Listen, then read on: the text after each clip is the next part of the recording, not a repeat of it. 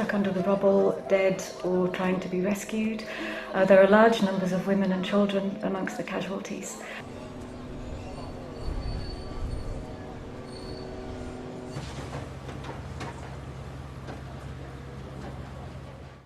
The humanitarian situation in Gaza is what I can only describe as catastrophic.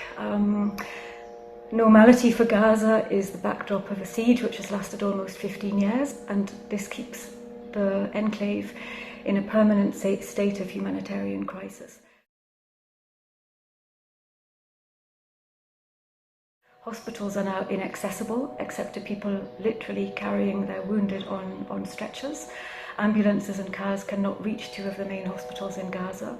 We are extremely concerned for the civilian population, gravely concerned for the rising number of deaths and casualties, and concerned that the health system simply will not be able to cope for much longer.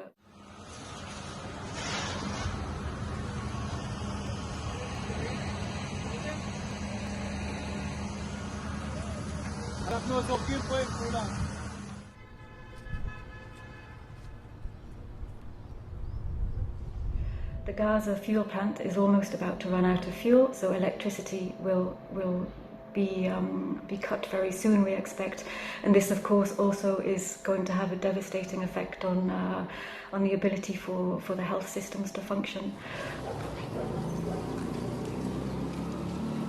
A couple of days ago we saw an incredibly intensive bombardment of areas in the north of the Gaza Strip. This led to the almost complete destruction of a town, Beit Hanun.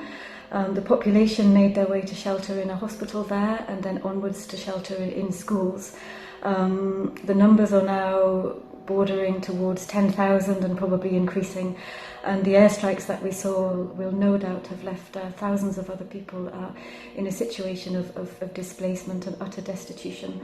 Psychologically, I think people are devastated. I've had phone calls with staff and medical colleagues and they are literally collapsing.